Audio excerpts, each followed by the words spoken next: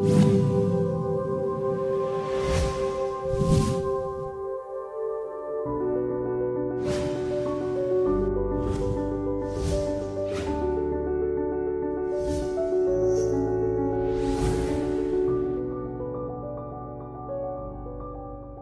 que nada, Dios formó al hombre y su creación, como se ve allí, con madurez funcional.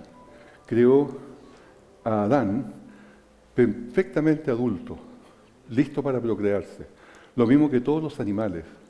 Todos los animales que están allí, están observando, son todos adultos, grandes ya. Los hizo a todos así. Es decir, esta idea de el huevo o la gallina, ¿qué es lo que será primero? Siempre es la gallina, nunca el huevo, ¿no?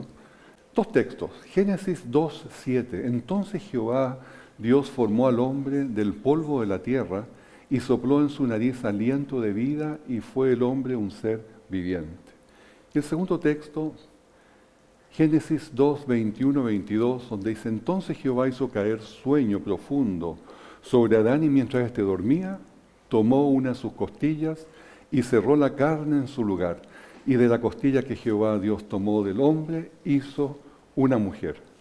Estas dos declaraciones, estos dos textos bíblicos, tienen un profundo significado genético. No es solamente Biblia, es también genética. Y yo les voy a explicar. Los hombres, los seres humanos, especialmente los hombres en este caso, tenemos 23 pares de cromosomas. Y esos 23 pares de cromosomas, el último cromosoma es el cromosoma del sexo. XY. Este es un varón.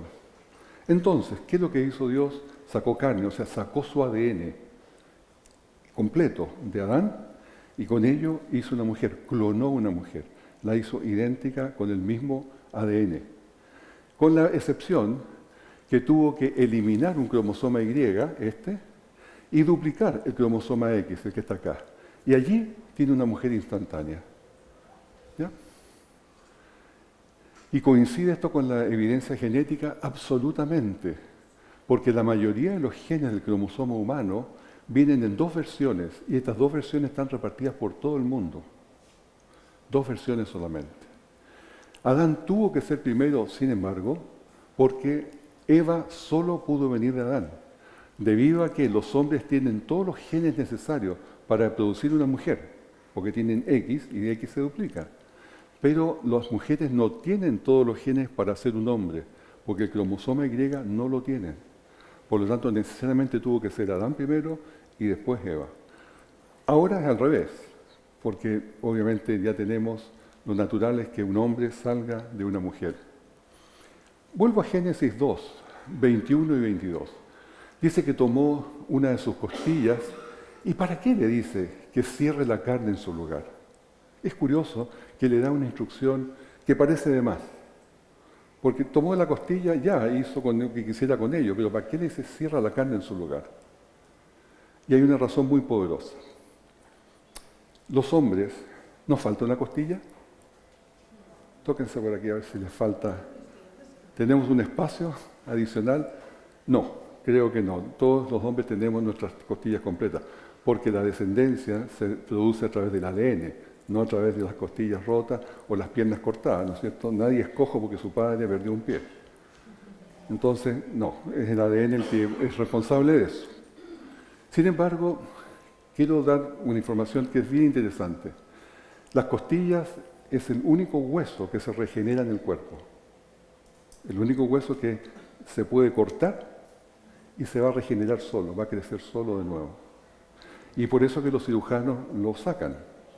Pero con una condición, que tienen que cerrar el periosteum.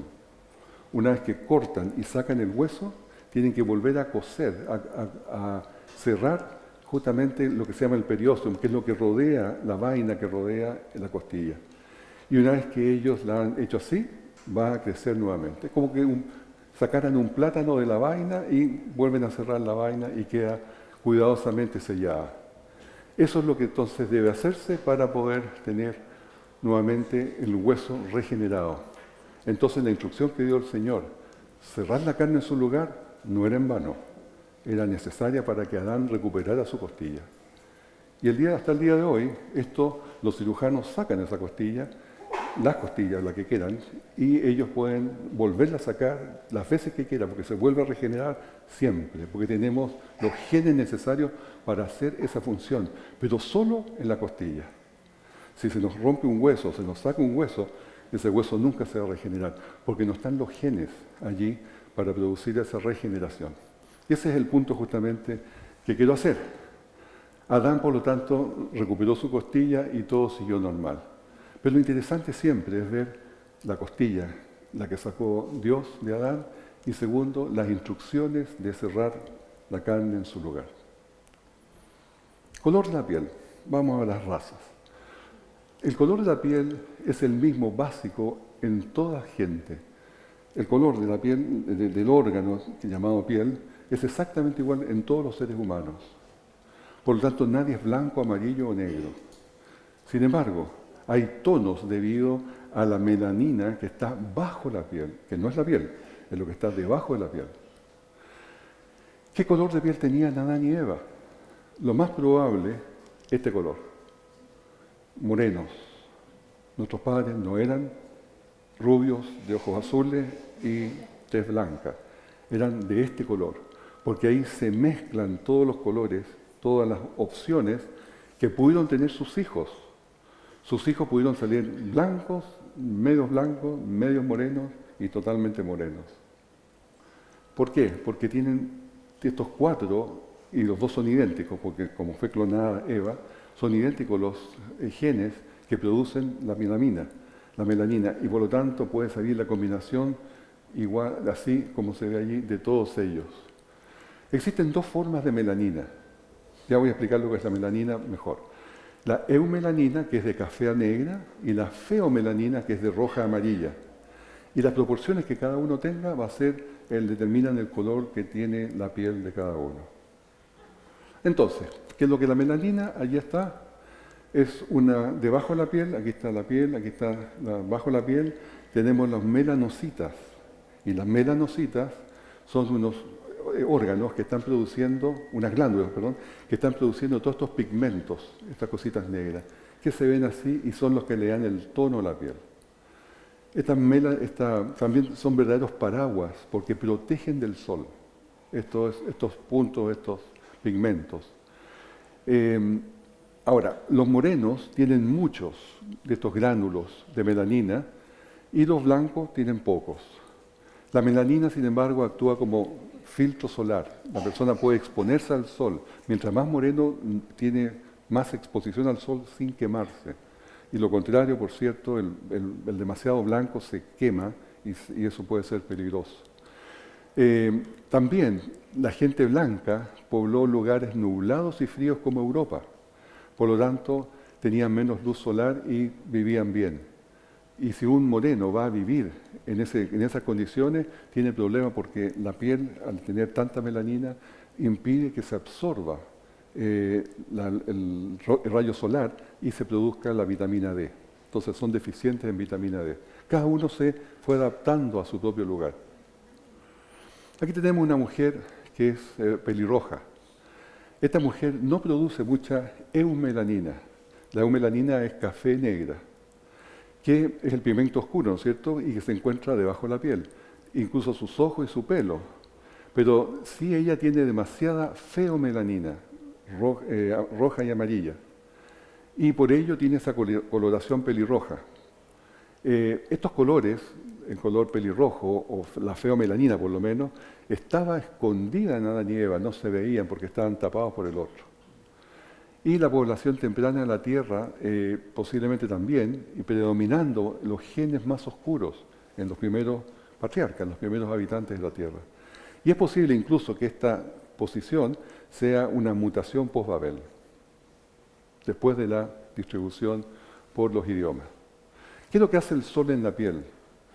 Cuando alguien se asolea, estimula la producción de eumelanina, de café a negra, y ese estímulo hace que la persona se vea más morena, porque se pone más pigmento en la piel y por eso que las personas se tuestan, se ponen de color café.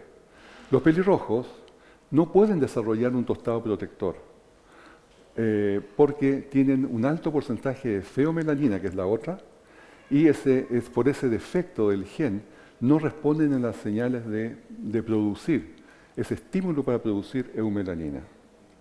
Entonces, la incapacidad que tienen ellos para broncearse es por la falta del receptor melanocortin 1, MCR1. Y más bien lo que se le produce a ellos son pecas, manchas, daño a la piel y llegando incluso a incluir el cáncer. Color de los ojos. El color de los ojos depende de cuánta melanina hay en los ojos, en la iris. Mucha melanina, mediana y muy poca melanina. Los ojos azules son falta de melanina, no es melanina azul, no existe, es falta de melanina. Y fíjense, se va dando una idea aquí. Color de pelo, mucha melanina, mediana melanina, poca melanina, el rubio. Y este de acá, el que es pelirrojo, es un mutante, porque le falló y él no puede producir las otras, sino que solamente la roja. Pero si se fijan ustedes en el anterior, el ojo azul, que le falta melanina, el rubio que no tiene melanina y la tez que no tiene melanina porque es blanca, finalmente son desteñidos. O sea, desteñidos. Le falta color, le falta gracia. Entonces, los rubios, altos, tez blanca y ojos azules son desteñidos que andan por allí. Si me entienden el sentido de lo que quiero decir, ¿sí? El ojo asiático, así que los que tienen más color, más fuerza, más, siéntanse con ganas de que son unos privilegios, ¿sí? El ojo asiático. Este es el ojo asiático y la única diferencia que tiene es que el ADN le está mandando a tener una capa adicional de tejido adiposo, grasa. Tiene más grasa en el párpado y se le cae. Pero sus órbitas son iguales entre uno y otro. Así que esa es la diferencia del asiático. El albino, sin embargo, ahí hay un niño albino, hijo de padre y madre negra, tiene una mutación que le impide producir melanina. ¿Ya? Y por eso que un niño parece niño blanco, rubio. Este es el ojo del niño y en ese sector chiquito es la parte donde quiero aquí ampliarlo, de la retina. ¿Y qué es lo que les pasa a ellos? Llega la luz y cuando va aquí a los receptores, que los conos todos los receptores que están alineados hacia atrás, es un tema que vimos en otro lado, ¿sí? La luz que llega allí la toman, pero les rebota porque no hay un fondo negro, no hay un fondo que se haya formado por la melanina. Por lo tanto, la luz les rebota y ellos ven imágenes confundidas. Estos niños también tienen otro gran problema. Debido a que son blancos, las tribus, digamos así, en África los venden, se los secuestran. Hay reportes de varios decenas de niños al año secuestrados, pero no los venden como niños, los venden en parte. Ustedes saquen las conclusiones, ¿no? Como amuletos, sí. Así que es una desgracia tener un niño así en África. Este es un caso muy interesante donde la madre y el padre son hijos de madre blanca y padre negro. Y tienen dos mellizas, las cuales tienen colores completamente opuestos, una blanca y una negrita. Y allí están hasta hoy día. Nacieron en Inglaterra, con 1 minuto de diferencia, y por cierto, esa combinación que viene de los abuelo, madre blanca, padre negro, tomaron los colores de sus abuelos. Se da 1 en 1.000.000. Pero se da, por cierto. Ahora, ¿cuál es la diferencia debido a la raza que tiene el ADN de diferentes individuos que tienen diferentes razas? Aquí tenemos una mujer asiática, una mujer aborigen, una india, una negra, una persona esquimal, una persona isleña y una caucásica. ¿Y cuál es la diferencia entre todas ellas en su ADN? Solamente un 0,012% debido a la raza. ¿Qué quiere decir esto? De que todos los seres humanos tenemos 99% igual nuestro ADN. Y esto se los digo por la siguiente razón. La evolución tendió a poner siempre en la mente de la gente otra idea. de que todas las diferentes personas de diferentes razas se habían desarrollado en forma desequilibrada en diferentes continentes, diferentes islas, diferentes sectores del mundo, y que cada uno evolucionó más o menos. Y por cierto, los que habían evolucionado más y eran los más aptos eran aquellos que tenían que mandar el mundo. Y les digo, por supuesto eran estos, ¿no es cierto? Por supuesto eran los blancos, los de ojos azules y todo eso, eran esos los que tenían que mandar el mundo. Pero eso es un pensamiento absolutamente racista, no tiene nada que ver con la realidad. Todos somos iguales, porque el Señor, nuestro Dios, hizo de una sangre, he hecho todo el linaje de los hombres, para que habiten sobre la faz de la tierra. ¿Ya? O sea, esas ideas evolucionistas no tienen cabida en un mundo cristiano, porque son ciertamente falsas. Primero que nada son falsas, porque la gente no ha evolucionado de aquí para allá, uno por acá, otro por allá. Todos venimos de un solo lado, de Noé. De Noé llegó hasta la tierra ya seca, y allí se salieron del arca y comenzaron a multiplicarse los hijos, los 3 hijos, y después comenzó allí una repoblación de este mundo de esos 3 individuos solamente con su esposa. Este es el doctor Ben Carson, bien conocido para nosotros, y el doctor Ben Carson dice que ha operado miles de personas de raza negra, pero dice que una vez que se corta la superficie de la piel, adentro es exactamente igual. Así que cuidado con las ideas racistas que son completamente ajenas a nosotros. La recombinación que se produce dentro de cuando hombre y mujer se produce una recombinación de genes. Y esa recombinación tiene una limitación, no es una recombinación infinita, es limitada. Un hijo puede parecer a su padre, y esos son 3 casos que puse donde el padre o la madre se parece a su hija mucho, porque tienen sus genes. Ahora, a veces se producen recombinaciones que salen más diferentes, porque tienen herencia de sus abuelos y otras cosas, pero ese es otro tema. Siempre hay una recombinación limitada. Los que tienen alta recombinación y alta variabilidad son los perros. Los caninos tienen 78 cromosomas, por lo tanto tienen mucho más opciones de diferencia. Los humanos que tenemos 46 cromosomas, tenemos diferencias limitadas. Pero igual somos diferentes. Esto me recuerda que siempre cuando me ven me dicen, ¿qué es alto usted? Me dicen. En la televisión lo vemos como que siempre más bajito porque está sentado. Son los que ven logos, ¿no? Pero es curioso que es una percepción. Algunos son altos, somos altos, otros son más bajos, otros más gordos que yo y otros menos, ¿no? Hay de todo. Así que tenemos variabilidad, pero en algún sentido nomás. Marcos 10:6 dice, pero al principio de la creación, varón y hembra los hizo. ¿Qué significa esto de los sexos? Es algo bien importante. Piensen un poco. Si hubiésemos evolucionado y fuésemos solamente una descendencia de una línea, lo más lógico es que hubiésemos sido hermafroditas, porque el sexo no tiene ningún sentido. El sexo está hecho para poder recombinar justamente genes y que no se combinen los 2 genes iguales. Ese es el problema, que lo que finalmente anunció Moisés, de que los seres humanos no debían unirse, casarse y procrear entre hermanos ni entre primos, por una razón clarísima, porque tenían defectos iguales, por lo tanto, cuando se cruzaran, iban a tener esos defectos completamente obvios en sus hijos, o sea, iban a manifestarse. En cambio, cuando es una persona con otro gen, con otros de otra familia, esos tienden a anularse, tienden a por lo menos a neutralizarse. Y eso es lo que se está evitando. Ahora, por eso hay hembra, varón y hembra. Pero al comienzo, según la evolución, debió haber sido todo hermafrodita. Y la verdad es que esto es una paradoja para la evolución, porque la evolución no puede explicar esto.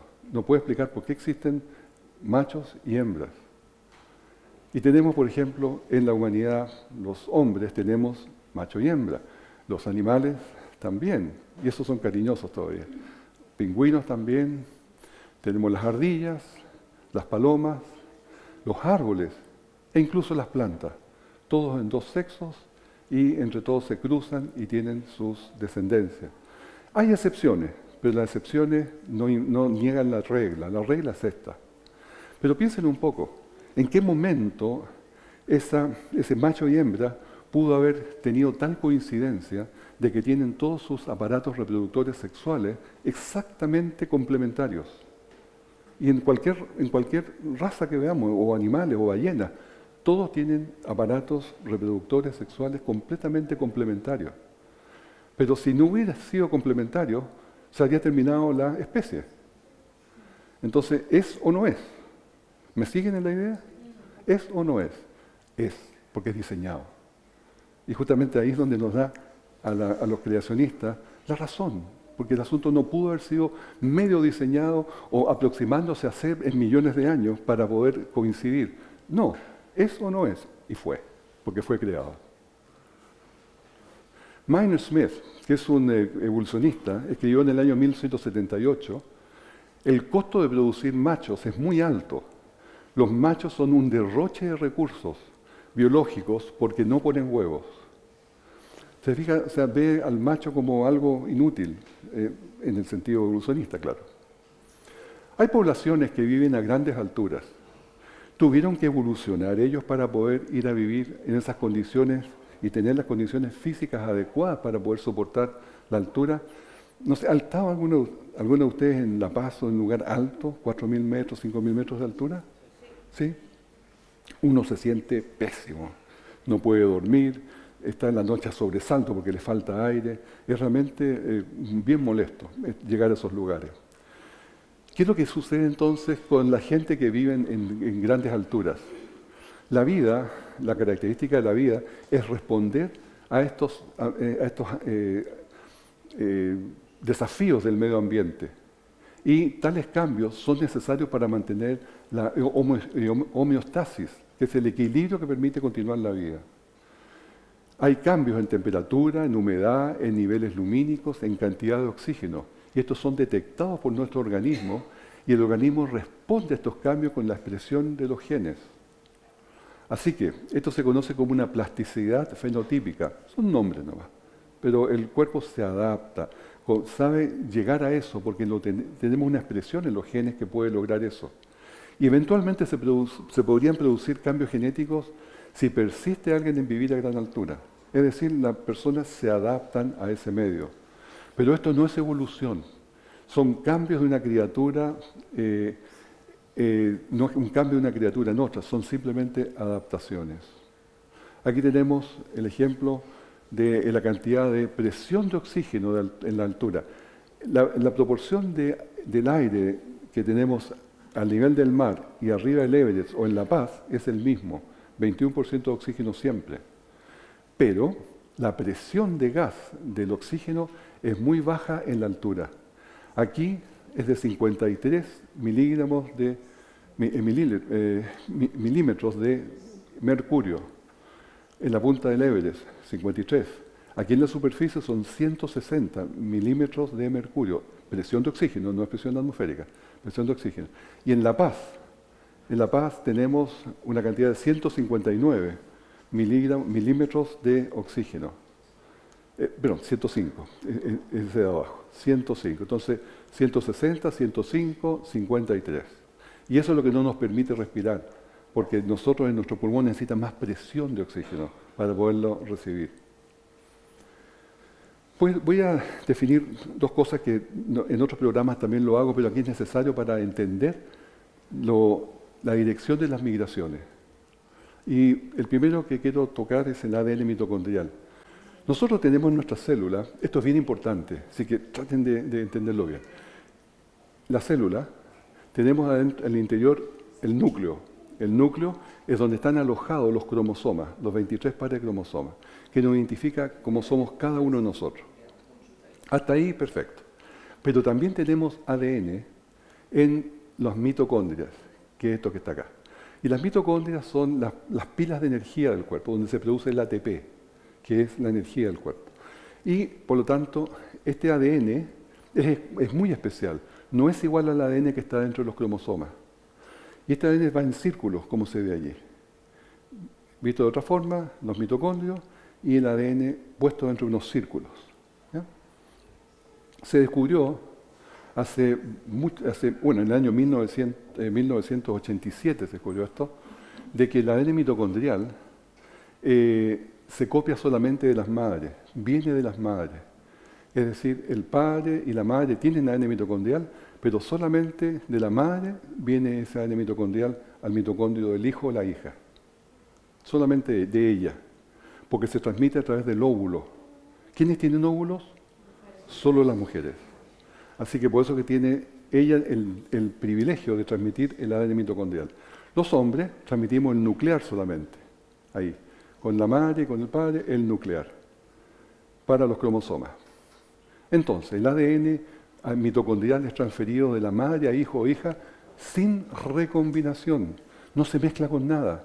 Viene exactamente igual el de la madre al hijo o a la hija, y de la hija a sus hijos, y de sus hijos a los nietos, y de los nietos a los bisnietos, exactamente igual, la misma línea. Ya entonces, de la bisabuela, de la tatarabuela, a la bisabuela, a la abuela, a la madre, a la hija. Una sola línea de ADN mitocondrial idéntico, porque no hay recombinación. La evolución entendió esto y lo aprendió. Y esto lo hizo saber a todo el mundo, pero de la siguiente forma. Como les decía, aquí corría el año 1987 y fue descubierto esto, que dentro de las mitocondrias existía también ADN. Y entonces dijeron que existía este ADN mitocondrial que venía solamente de las madres y que se había descubierto que todos los seres humanos tenemos el mismo ADN mitocondrial. Todos. Al comparar los seres humanos de diferentes razas. ¿Qué significa esto? Significa que yo recibí mi ADN mitocondrial de mi mamá, de mi abuela, de mi bisabuela, y así para arriba, todos idénticos. Ustedes lo reciben de la mamá, de la abuela, de la bisabuela, y así para arriba, todos idénticos. Y sucede que es igual. ¿Qué significa esto? Que el origen es uno solo. Y ese origen uno solo se le llamó el origen la EVA mitocondrial, por la evolución. Pero más abajo dijeron, sí, reconocemos que tenemos una madre común de toda la humanidad, pero, por cierto, que le asignaron 200.000 años a esa madre, que sería una mona que vivió en África. No podían perderlas todas, tenían que ganar algo. Y esta es la zona en la cual ellos dicen que vienen out of Africa, saliendo de África, pero las cosas no llegaron ahí solamente. 10 años después, otros investigadores del mismo tema descubrieron que la velocidad de mutación del ADN mitocondrial era 20 veces más rápido. Por lo tanto, esto lo hace la EVA mitocondrial consistente con solamente 6.500 años, no 200.000 años, sino que 6.500 años, por la velocidad de la mutación que se sabe en el ADN mitocondrial. 6.500 años. ¿A quién le insinúa 6.500 años? Sino a la EVA bíblica. ¿Se fijan? Y esto fue descubierto por la evolución. Entonces va confirmando la Biblia. Ellos no lo conocen, no lo reconocen, lo echan para el lado, pero esto es lo que se descubrió. Y llamó a Adán el nombre de su mujer Eva, por cuanto ella era la madre de todos los seres vivientes. ¿Se fijan cómo se confirma la Biblia vez tras vez? ¿Qué dice Wikipedia? Una fuente común de la EVA mitocondrial. La EVA mitocondrial es la mujer más reciente de la cual descienden hoy todos los seres humanos, por el lado materno y por las madres de dichas madres y así hacia atrás, donde convergen en una persona. Permítame decirle que Wikipedia es absolutamente evolucionista. Aquí no van a ver una palabra de creacionismo, pero esto no lo pueden negar. El ADN mitocondrial generalmente se transfiere de madre a hija, sin recombinaciones. Todo el ADN mitocondrial en cada persona viene directamente de la madre, por definición, difiriendo solamente por las mutaciones que han ocurrido por generaciones. En la célula germinal, que es el espermio, en este caso el óvulo, del ADN mitocondrial desde la concepción de dicha madre. Este es un genetista llamado Robert Carter, y él habla sobre este tema también. Y dice, los genetistas evolucionistas esperaban que los humanos descendieran de muchas mujeres. Pero cuando se encontró una sola, lo explicaron como un cuello de botella. Explican que aun cuando hubo muchas mujeres, en realidad, en ese periodo solamente un linaje persistió. O sea, una simia, una mona persistió, las otras todas murieron. Y las otras se extinguieron. Así el número de habitantes se contrajo enormemente. Y el paralelo con la Biblia es obvio, este cuello de botella es obvio, porque el diluvio es donde solamente 8 sobrevivieron. ¿Ya? Y aquí yo traigo un diluvio de agua sobre la tierra para destruir toda carne y entrarás tú en el arca, tú y tus hijos, y las mujeres de tus hijos contigo, 8 personas en total. Hecho físicamente, esto es un cuello de botella. Antes del diluvio, los prediluvianos tenían mucha variedad. Todos los colores son diferentes variedades que se puede ir combinando. Pero el cuello de botella fue cuando se estrechó esto en 8 personas y quedaron solamente algunas características de diversidad dentro de la raza humana. Eso es el cuello de botella. ¿Ya? Otra cosa, cromosoma Y. Esto lo he mencionado varias veces, pero quiero explicarlo también de la misma forma. Los 23 pares de cromosomas, estos últimos 2 del sexo, y ¿qué es lo que es nuevamente? A ver si lo captaron. ¿Es hombre o mujer? Es el hombre, ¿no es cierto? Es el hombre porque tiene cromosoma Y. Ahora, el cromosoma Y es exclusivo del hombre. Solamente nosotros lo llevamos. ¿Ya? Y no nos mezclamos jamás entre nosotros. ¿Entre los hombres se pueden reproducir? No, obvio que no. Entonces, si 2 hombres llegasen a reproducirse, tal vez podría variar. Pero como eso es imposible, ese nunca cambia. Entonces, yo lo recibí idéntico de mi padre, exactamente la misma composición, de los abuelos, del bisabuelo, tatarabuelo, y así para arriba. Los hombres que están sentados acá les pasa lo mismo. Todos reciben de su padre, su abuelo, idéntico a ellos. Y sucede que todos los hombres de todas las razas tenemos el mismo cromosoma Y, significando exactamente lo mismo, que todos venimos de un solo hombre. También, nuevamente esto lo descubrió la evolución. Y le llamaron a el Adán cromosoma Y. ¿Ya? Pero por supuesto también le asignaron de 40 a 200 mil años, un mono de África, todo lo mismo. Habiendo dicho eso, y sabiendo que todos los hombres venimos de un solo mono, de un solo hombre, viene la siguiente pregunta. Bueno, si eso es así, ¿por qué no analicemos el cromosoma Y de los chimpancés, que son supuestamente los más cercanos al hombre, y del hombre? Y esto se hizo. Se compararon los 2 cromosomas Y. Y el doctor David Page, del director del Instituto de Investigación Biomédica de Cambridge, cuando tuvo los resultados, dijo esto: el cromosoma Y está lleno de sorpresas. Descubrió que el cromosoma Y de humanos y chimpancés son horrendamente diferentes uno de otro. Y eso lo dice porque él es evolucionista, y él lo único que quería encontrar era que fueran idénticos, que fueran comparativos, cosa que pudieran decir, sí, el hombre y el mono tienen coincidencia genética y vienen uno del otro, son primos, son hermanos, uno viene del otro, como sea, pero eran horrendamente diferentes uno a otro. Dice después, más del 30% del cromosoma Y del chimpancé no tiene alineación con el humano. Y por último, la relación entre el cromosoma Y del humano y el chimpancé se ha hecho pedazos. ¿Esto lo han visto en el diario? ¿Lo han visto alguna vez publicado? Por supuesto que no, porque esto va completamente contra las ideas evolucionistas que venimos nosotros de los simios. Y esto dice no, absolutamente no, porque el cromosoma Y debería ser idéntico para que fuera así, o con unas pequeñas diferencias siquiera, pero nada, es totalmente diferente, horrendamente diferente. Ahora, después del diluvio, como decía, por el cuello botella, se produjo una pérdida de diversidad. Antes había gran diversidad genética en los prediluvianos, pero ahora el cuello botella produjo una diversidad genética muy limitada. Y quiero contarles de unas variantes que hubo después de Noé, descendientes de Noé, que son los neandertales y los Homo erectus. Ellos 100% humanos, 100% hombres. Pero que dichas variedades se perdieron para el día de hoy. Ahí tenemos los restos, están totalmente disponibles a propósito. No es que se hayan hecho con plástico. Estos son cuerpos reales de un neandertal, de un Homo sapiens, hombre moderno, y de un Homo erectus. Y las grandes diferencias son básicamente que este era más fuerte, un poco más pequeño, más chato. ¿Chato es una palabra? Más, más fuerte y chico. Y la cabeza, sin embargo, la tenía más grande. Les voy a mostrar después la foto.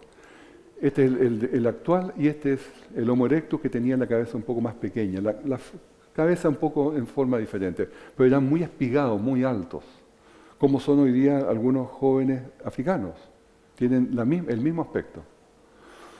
Y estos son los cráneos del hombre de hoy.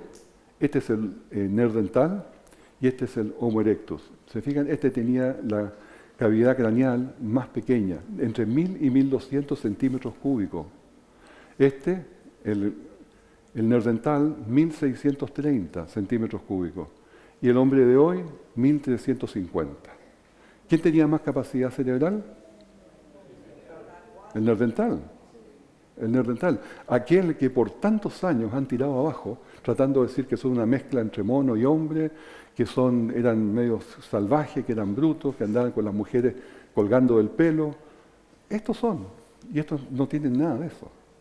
Al contrario, tenían música, tenían religión, tenían instrumentos para coser, tenían dibujos, tenían todo el desarrollo propio de un ser humano, más que enterraban a sus muertos. Y hoy día hay muchos asiáticos, mucha gente asiática que tiene los genes que se han identificado que son de los neandertales. Los neandertales tienen los cuerpos ahí, le han detectado todo su ADN. Y ese mismo ADN particular de ellos, que es una región muy pequeña, la han heredado muchos asiáticos, mucha gente, que se sabe que tiene un tanto por ciento de neandertal. O sea, eran 100% hombres. Ahí está el cráneo, que es más atrás, ¿no es cierto?, como abultado hacia atrás. Entropía genética.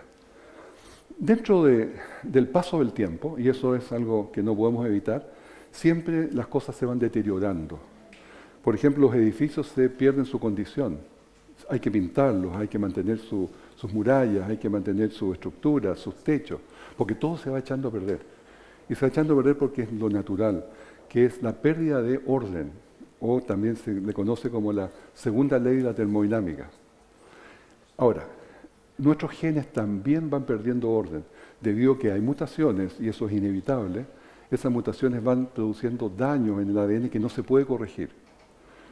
Hay un sistema corrector, pero hay un daño que no se puede corregir.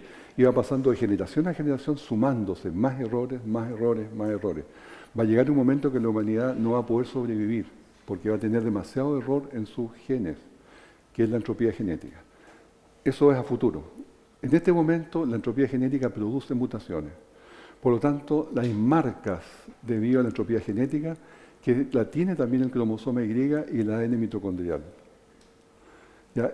Ellos también han sufrido estas mutaciones, pero esas mutaciones ahora nos ayudan, porque nos ayudan a tracear de dónde viene una persona. Porque en determinados, digamos, Adán y Eva, partamos de Noé mejor. De Noé, al poco tiempo después saliendo una línea de mutaciones, después otra línea de mutaciones, después más, y se fueron separando y esas mutaciones empezaron a ser diferentes, difiriendo. Entonces, geográficamente ahora se puede ubicar a la gente de dónde vino por las mutaciones adicionales que tiene. Y esa es la forma de justamente tracear los grupos poblacionales y ver su origen geográfico. Pregunta, ya que los confundí un poco con eso, una pregunta más fácil. El diluvio y la genética. ¿Cuántos cromosomas Y hubo en el arca? Es una buena respuesta, 4, pero acordemos que tenemos un hijo, un padre y 3 hijos. Uno solo, porque el padre le copia exactamente el mismo cromosoma Y a sus hijos. Por lo tanto es uno solo. ¿Cuántos ADN mitocondrial hubo en el arca? 4. La respuesta es correcta. Pero la madre de los hijos de Noé, dice la Biblia que no tuvo más hijas y su esposa no tuvo más hijos. Génesis 9:19 nos dice que estos 3 son los hijos de Noé, los hijos varones, y de ellos fue llena toda la tierra. No indica más hijos o hijas. Entonces, ¿los varones pudieron transmitir ADN mitocondrial? No. Los varones no transmiten ADN mitocondrial porque ahí para. ¿Quiénes transmiten el ADN mitocondrial? Solo las mujeres. Por lo tanto, tenemos ¿cuántos ADN mitocondriales? Sí, 4, pero ¿tuvo más reproducción y tuvo más hijas la esposa? No. ¿Cuántos entonces? 3. Eso es, solo 3. Muy bien. Y aquí les muestro algo que es increíble, fantástico. Se ajusta absolutamente a la evidencia física, a la evidencia de hoy día. Los ADN mitocondriales hoy día están en 3 grupos, M, N y R. Y esos 3 grupos coinciden con las nueras de Noé. Las nueras de Noé que son 3 mujeres diferentes. No recordemos que entre las nueras de Noé y Adán y Eva hay 1650 años. O sea, no es una cosa que pasaron días nomás. Hay muchas descendencias entre medio, muchas generaciones. Por lo tanto, ellas tienen ADN mitocondrial con marcas, con identificación propia. Y eso es lo que se ha identificado como el M, N y R hoy día. Ahí está, M, N y R, que se han repartido por diferentes partes del mundo, hasta América, hasta Oceanía, África y Europa. También el doctor Nathaniel Jensen, él ploteó cientos de secuencias de ADN mitocondrial en un diagrama de árbol que está acá y reveló una clara tendencia. Dice que hay 3 troncos centrales o nódulos, que los 3 nódulos y sugieren datos que estos son las esposas de los hijos de Noé, Sem, Cam y Jafet. Ahora, ¿qué diferencia hay entre el M, N y R? Tienen muy pocas diferencias entre ellos, pero las tienen. Entre M y N hay 8 mutaciones que se identifican claramente. Entre N y R solamente una mutación. Simplemente es una hermosa confirmación de la Biblia. Estas son las familias de los hijos de Noé, por sus descendencias en sus naciones. Y de estos se esparcieron las naciones de la tierra después del diluvio, 70 familias. Tenía entonces la tierra una sola lengua y unas mismas palabras. Es decir, hasta antes de Babel, todos hablaban un solo idioma. Pero Dios tomó una decisión. Ahora pues, descendamos, ¿no es cierto?, la Trinidad, descendamos, y confundamos allí su lengua, para que ninguno entienda el habla de su compañero. Y así los esparció Jehová desde allí sobre la faz de la tierra. Dios los esparció, porque hasta el momento no querían esparcirse. Estaban todos juntos todavía, estaban juntos tratando de hacer el mal. Y ahí el Señor dijo, se van cada uno a su lado. ¿Cómo lo hizo? A través de idioma. Y los separó por líneas paternales. Y esto acá, tal vez la idea común de nosotros, de los adventistas, es que de repente le dijo el Señor en la torre, ya, tú hablas inglés, tú hablas chino, tú hablas español, tú hablas alemán, tú hablas vietnamita, y así de repente se tuvieron que separar porque no podían entenderse. Eso no es así. Los separó por líneas paternales. ¿Ya? Y hasta el día de hoy se puede identificar esas líneas paternales, o sea, a través de esa familia, líneas paternales, se fueron a vivir a diferentes partes del mundo. Y todavía se puede identificar geográficamente dónde están esas líneas paternales. Así que así los aisló, a sus 3 hijos, a sus nietos, Babel, y después viene la separación en idioma. Pero aquí viene una verdad que es muy importante. La separación aísla, y es que significa que las características físicas que tiene cada grupo se empiezan a manifestar mucho más fuerte. Cada grupo, por lo tanto, se identifica cómo eran ellos. Y se refuerza toda esa identificación racial y allí se produjeron las razas. Esa es la razón de las razas, porque se separaron por idioma, por grupos pequeños. Si hubiesen seguido todos juntos, todo hubiera sido una mezcla total y hubieran tenido todos la misma raza. Pero como se separaron por grupos, se produjeron estas diferencias. Estos son los planos de migración mundial evolucionista que hoy día se trabajan. Desde el sector de acá de Babel, hacia Europa, hacia Asia, hacia Oceanía, hacia América. Y van cambiando letras, M, N y R, porque van adoptando más mutaciones. Así que, por ejemplo, el que tiene esta mutación se sabe que viene de este sector. El que tiene esta otra se sabe que viene de ese otro sector. Otras variaciones que se debió al aislamiento son el pelo rizado contra el pelo liso, los grosor de los labios y la forma de los párpados. Cosas de variación, no hay nada diferente ahí. Hay algunas personas que insisten que la raza humana salió de África, pero ya no más. Hoy día ya están entendiendo de que más bien vino del sector de Turquía, sector ahí más asiático. Y el verdadero origen de los humanos realmente es Babel. Y Babel, porque la mayoría de las familias humanas posiblemente se fueron, emigraron a África porque estaban en el medio de la edad de hielo. Inmediatamente después de Noé vino una tremenda edad de hielo en este mundo. El diluvio, vamos a verlo mañana, y la edad de hielo es parte de eso. Así que debido a eso se fueron todos al sur, al trópico, a la parte más caliente. Los que se quedaron en el norte, en la parte europea, fueron más bien los neandertales. Tenemos unos planos ahí con la distribución desde Babel, otro más, y con el paso de tantas generaciones desde Adán y desde Noé, ¿hemos perdido la pista de nuestro origen? ¿Podemos ver de dónde venimos? La respuesta categórica es no, porque hay dos indicadores que nos permiten tracear, buscar nuestro origen, que son el ADN mitocondrial y el cromosoma Y, justamente los que tomé tanto tiempo para mostrárselos. Eso es lo que nos va a indicar de dónde venimos. Y hoy día tenemos sistemas, este es de España, MyHeritage DNA. Y sorpréndase usted mismo, por solamente 69 euros pueda conocer de dónde viene. Ahí armar su árbol familiar es gratis y fácil, ¿no es cierto? Ver las personas que tenemos antes de nosotros, nuestros parientes muy anteriores. O en inglés también, el Family Tree DNA, que es americano, solamente por $289 podemos saber si venimos de Medio Oriente, somos judíos, africanos, europeos, del occidente o del este, nativos americanos, lo que queramos saber. Lo mismo de nuestro padre que de nuestra madre.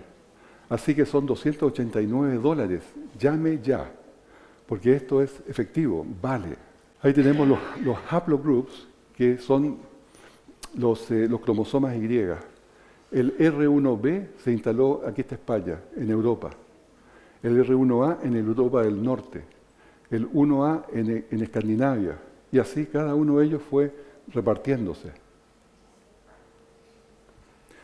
Yo pagué por hacer esto. ¿Ya? Yo pagué los dólares para que me hicieran el mío. Y miren mi resultado. Tengo mi haplogroup de cromosoma Y es R1b1a2. Y este es este sector, R1b. ¿Ya? O sea, este es el sector de donde viene mi padre. Ahí están personas que tienen el cromosoma Y idéntico a mí. En Inglaterra, en Escocia, en Irlanda, en Escocia, en Alemania, en Holanda, en Bélgica, Francia y en España.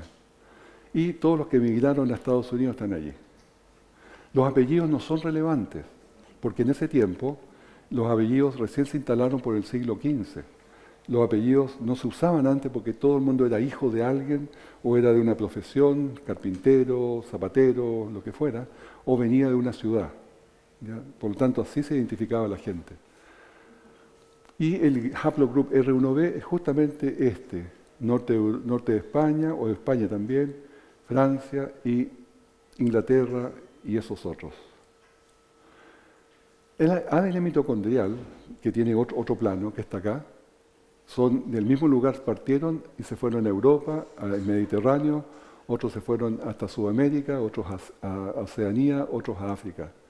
Y el que me tocó a mí, me identificaron el haplogroup K, ahí está. Y el haplogroup K es este, el que viene desde esa posición geográfica hasta el Mediterráneo. O sea, mi madre tuvo que haber venido del Mediterráneo. Bueno, yo conozco a mi madre, ¿no? Ella vino de Barcelona. Mi madre era catalana. No me reten por eso, pero era catalana. Vivía ahí en Barcelona y vivió por generaciones para atrás y emigró en un momento a Chile, donde me concibió. Pero da exactamente el cromosoma, el ADN mitocondrial, a donde corresponde del Mediterráneo. ¿Hay rumanos aquí? ¿No? Hay algunos, poquitos. Es que esto lo había puesto para los rumanos, que hay tanto en las iglesias españolas. Respecto al perfil genético de los rumanos, la población genética antigua de Rumania tiene cercanía con los turcos de origen traciano, pero la población moderna, rumanos modernos, son más cercanos a poblaciones búlgaras, italianas, griegas y españolas. Y la investigación genética de 2017 en el ADN mitocondrial indica que las poblaciones de Transilvania estaban relacionadas con grupos del centro de Europa, mientras que las poblaciones de Valaquia, Moldovia y Dobruja tienen más similitudes con los grupos de Balcanes y grupos eslavos. Así que esa es información que le puede servir a alguien. Lo último que toco es la población mundial. La población mundial ha tenido un crecimiento explosivo en los últimos 2000 años, pero de una forma bien particular como se los voy a mostrar. Primero que nada, desde un punto de vista bíblico, la población actual del mundo, 7,4 mil millones de personas, se ajusta perfectamente al modelo estándar de crecimiento no religioso. De hecho, partiendo de 8 personas y doblando la población cada 150 años, alcanza perfectamente la población mundial de hoy día. Aquí tenemos, si partimos de 8, se van duplicando 16, 32, 64, 128, 256 y así llegamos perfectamente bien ahí a los 7,4 mil millones de personas. Considerando muertes, guerras, pestilencias, hambruna, mortalidad infantil, la población crece a un 1,8% por año actualmente, doblándose cada 39 años. Aquí tenemos la tabla, cómo creció el mundo, que recién en el 1800 alcanzamos el primer 1.000 millones. Poco después alcanzamos 2.000, pero después alcanzamos luego los 3.000 millones, y luego los 4, más luego los 5, 6, 7, y aquí estamos hoy día. ¿Se fijan que es una verdadera muralla de crecimiento? ¿Y esto tendrá algo que ver con la hambruna del último tiempo? ¿Tendrá algo que ver con todas las profecías que tenemos? Por cierto que sí. Pero no es el tema hoy día. Veamos, por lo tanto, la población humana. Nos hacemos la pregunta, ¿por qué hay tan poca gente en el mundo? Y la respuesta debe ser, porque el mundo es joven. Si tuviésemos 200.000 años aquí en la Tierra, si tuviésemos 1 millón de años aquí en la Tierra, seríamos muchísimos más. Ya les voy a mostrar una tabla con la estadística de crecimiento. Esta es la fórmula de crecimiento de la población mundial, ¿ya? Y cuando se aplica esa fórmula, la población estimada, antes del diluvio, los prediluvianos, los que vinieron después de Noé, antes de Noé, Adán a Noé, son 235 millones de personas. Estimada de Noé a Babel, 1.000 personas, que son las 70 familias. La población estimada hasta Abraham, 2,8 millones de personas. Todavía había edad de hielo. Hasta Abraham llegó la edad de hielo. Población estimada de los días de Jesús, 200 millones de personas. Población actual, 7,4 o 7.400 mil millones de personas. Son 7,4 billones. ¿No? Población de nacidos desde Adán, 20.000 millones de personas. Y aquí hay una sorpresa. Y si la población humana tuviese 1 millón de años, habría 3.000 billones de personas. O sea, estaríamos llenos, topándonos en los hombros. ¿Sí? Pero pensemos un poco en esto. 20.000 millones de personas nacidos desde Adán y Eva hasta hoy día. Y hoy día somos 7,4. Es decir, de todos los seres que han nacido alguna vez, estamos vivos 1 cada 3. ¿Habían pensado en eso? De todos los seres humanos que han nacido alguna vez en el mundo, están vivos 1 de cada 3 nacidos, o sea, 2 han muerto, pero hay 1 vivo. Tal vez pensaban de que nosotros éramos un porcentaje pequeño, así que quedaba un rastro. No, somos el 33% todavía, de los que alguna vez han nacido. La caída en la longevidad después del diluvio. Aquí una parte de un poco de reflexión. Las edades cayeron de los 930, 960, 969 años hasta las edades de hoy día. Ahora, la pregunta que muchos se hacen, genuinamente, ¿eran edades reales esas o eran edades supuestas por diferentes escalas? No, es que el año lo medían diferente. No, era totalmente como hoy día se miden las edades. Pero ellos vivían mucho más, porque tenían la siguiente característica. Una persona vive más o menos en la medida que sus células se reproducen. Si mis células cerebrales, mis células del cuerpo, mis células de los nervios, de la piel, se va reproduciendo constantemente, yo nazco de nuevo. Voy siendo una persona nueva. Entonces, ellos tenían la capacidad de seguirse renovando celularmente por muchos años, 900 años. Y por supuesto, iban envejeciendo a poco, pero no era el ritmo nuestro. Y esto se le conoce, es un tema que se lo pueden estudiar, de los telómeros, ¿ya? Pero dejémoslo hasta ahí eso. La cosa es que descendió la edad, y hay un texto bíblico, pero de la hermana White, que dice esto: después del diluvio la gente comía mayormente alimentos de origen animal. Dios vio que las costumbres del hombre se habían corrompido y que él estaba dispuesto a exaltarse a sí mismo en forma orgullosa contra su Creador y a seguir los dictámenes de su propio corazón. Y permitió a la raza longeva comiera alimentos de origen animal para abreviar su existencia pecaminosa. Pronto después del diluvio la raza humana comenzó a decrecer en tamaño y en longevidad. Esta curva de caída de edad es una curva de desgaste biológico, ¿ya? Es una curva es una curva bien conocida de desgaste biológico por acumulación de mutaciones. Y es una curva muy real, es una curva técnica, dicho de otra forma. No es arbitraria, no es que a Dios se le ocurrió edades aquí y allá, es totalmente técnica. Y debemos reconocerla que así es como el Señor hace las cosas. Resumen, todas las razas humanas vienen de dos personas, Adán y Eva, sin ninguna duda. Llamemos la monita tanto y el monito tanto, pero no importa, son dos personas. Son de pocos miles de años atrás, debido a la curva de crecimiento. No pueden ser más que eso.